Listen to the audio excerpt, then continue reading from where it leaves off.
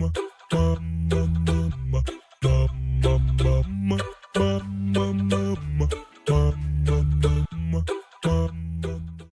people, welcome back to learning on this channel. So I said in the last video that we're going to be talking about something interesting, as everything about food is interesting. Today we'll look at potentially hazardous food, PHF.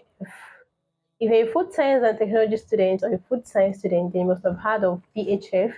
So what do you know about PHF and what are the categories of food under PHF? First of all, PHF are food that require time and temperature control in order to prevent the growth of harmful microorganisms or the formation of toxins. Now, what are the categories of food under PHF? So we have the raw meat, the cooked grains, cooked pasta, the soy products like your tofu, soybean. We have the dairy products, so your milk, your cheese, and all of that. They are prone to bacterial spoilage because they are high in moisture content and they have slightly neutral acidic pH. So things like that make them prone to bacterial spoilage. So now, how do you preserve your food, especially if you're a student and you do not have maybe a means of preserving your cooked rice or your cooked pasta? Okay. There's no magic to it. I'll just say the fact. Don't think of it as a magic. And I'm sure it to be otherwise. If you think otherwise, you'll be like, wait, is this what you want to say? But watch till the end. So, how do you preserve your raw meat, your cooked meat, your pasta, or your cooked rice, your cooked grains? So first of all, I would recommend you use freezing or refrigeration. So the difference between the two is that refrigeration does not entirely kill the bacteria, but it slows down their activity. It is like a short-term storage for food preservation. I said it slows down the activity. That is not as if the bacteria are not doing anything, but the activity has slowed down. So eventually, the food is going to get spoiled if it is kept too long in the refrigerator. Yes, because the bacteria are still doing one or two in the food, but it's just slowed down. So you can use refrigeration to preserve your food for days. Then what about the second one? Freezing. Freezing is like we can call it a long-term storage because it can preserve your food for months. During freezing, the bacteria are not killed, yes, but then their activities is just stopped. It stops their activity. They cannot do anything. They cannot like multiply. They cannot feed on the food. So the activity will be stopped during the freezing process. So your food will be preserved for longer, for months. So why do we have to like preserve our food? What if I just want to prepare rice in the morning and I just eat it at night again? Like prepare it in the morning, eat it in the afternoon, eat it at night. I know that's students' trick. So now, the thing about that is that when you prepare your rice in the morning, if you want to preserve it and eat it again at night, after cooling, after taking a portion you want to eat and then allowing it to cool for like an hour, the best thing is just to keep it in the refrigerator. Yeah, because you're eating it that same day.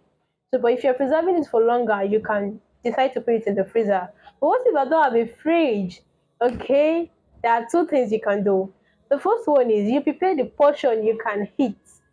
You prepare the portion you can eat at once, then you finish it. Then at night you prepare another rice. Another method you can use to preserve your food like that is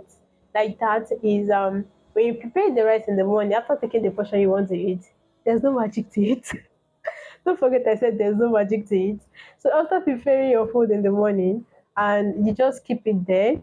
So in the afternoon, if you want to eat it again, the best thing to do is to eat it, to heat it on the fire on your gas before you consume it again. Because when your food is kept too long in the room temperature, microorganisms are going to attack the food, and you may be consuming poisonous food in the afternoon, and that will not be good for your health. But we don't realize that.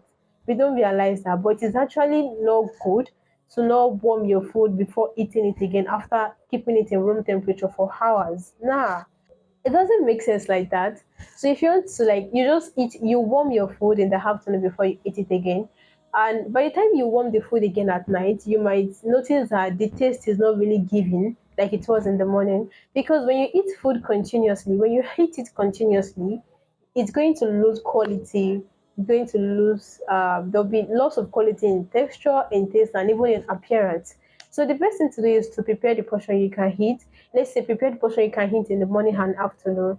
Then you warm it again before you consume it in the afternoon. Or if you have a refrigerator or if you have a fridge, then you can use that to preserve the food for you to consume it that same day or maybe the next day. So that's the way you can preserve your food. I said there's no magic to it, so you heard that. So I would advise you like prepare the portion you can eat.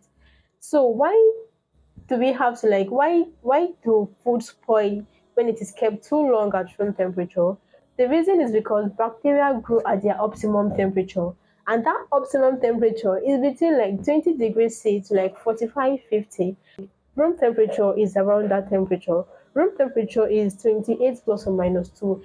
Danger zone for food is between 20 to 45 degrees C, and the room temperature is around that temperature. And when food is kept too long in room temperature, it's going to be attacked by microorganisms and it will lead to spoilage. So kindly preserve your food. If you don't have a means of preservation, then prepare the portion you can eat because many people do not have food to eat, and here you are wasting food.